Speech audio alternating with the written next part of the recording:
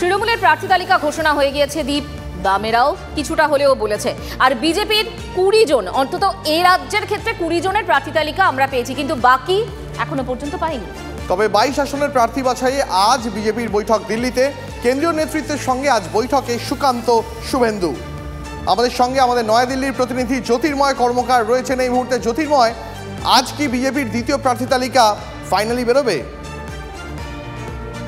তালিকা প্রকাশ হবে কিনা তা নিয়ে বেশ কিছুটা প্রশ্নচিহ্ন রয়েছে, কারণ সেন্ট্রাল ইলেকশন কমিটির বৈঠক হতে পারে। প্রধানমন্ত্রী যেদিন সময় দেবেন সেদিন সেন্ট্রাল ইলেকশন কমিটির বৈঠক হবে এবং তারপরেই প্রার্থী তালিকা প্রকাশ হওয়ার সম্ভাবনা রয়েছে। কিন্তু যেটা গুরুত্বপূর্ণ, আজকে সুকান্ত মজুমদার এবং শুভেন্দু অধিকারী তারা দিল্লিতে রয়েছেন এবং ইতিমধ্যেই বৈঠক শুরু হয়ে গিয়েছে। দুটি বিষয় নিয়ে সেখানে আলোচনা হচ্ছে। অবশ্যই 22টি আসন যেখানে বিজেপি এখনো পর্যন্ত প্রার্থীর নাম ঘোষণা করেনি, সেখানে দার্জিলিং, আসানসোল, ব্যারাকপুর, মেদিনীপুর এই আসনগুলির ওপরে আলাদা করে নজর থাকছে। কিন্তু যেটা গুরুত্বপূর্ণ, সামনে রয়েছে লোকসভা নির্বাচনের টানা 2 থেকে 2.5 মাস ব্যাপী প্রচার। সেই প্রচারে ব্লুপ্রিন্ট কি হবে?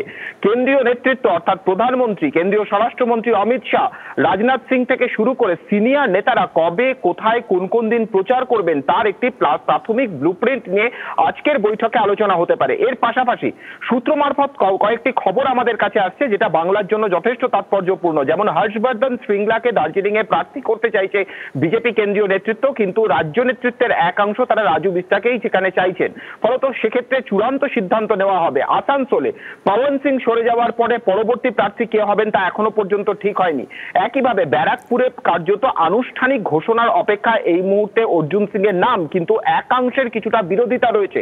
ফলত সেই বিরোধিতাকে আদৌ গুরুত্ব দেওয়া হবে কিনা তা নিয়ে প্রশ্ন রয়েছে। এবং যে জল্পনা চলছে যে মেদিনীপুর আসন থেকে সরে দাঁড়ানোর জন্য দিলীপ ঘোষকে আবেদন করা হয়েছিল, যদিও দিলীপ ঘোষ সেই আবেদনকে সম্পূর্ণভাবে অস্বীকার করেছেন।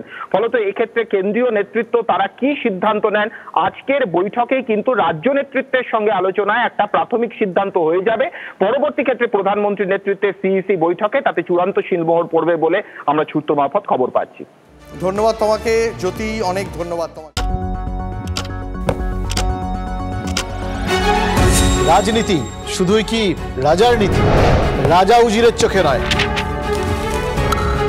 আপনার আমার চোখে সমাজের ছবি।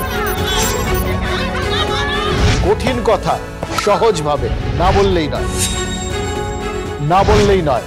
প্রতিদিন রাত 9টায় TV9 বাংলায়। TV9 বাংলা না দেখলেই নয়। রাজনৈতিক তরজায় টকশোয়ের হট্টগোলে হারিয়ে যায় কিছু গুরুত্বপূর্ণ খবর, দেশ বিদেশের না জানা খবর যা চমকে দেবে আপনাকে। সেই খবরই নিয়ে আসি আমি আপনার সামনে। আমি অনির্বাণ চৌধুরী। দেখুন স্ট্রেট কাট সোম থেকে শনি রাত 10টায় TV9 বাংলায়।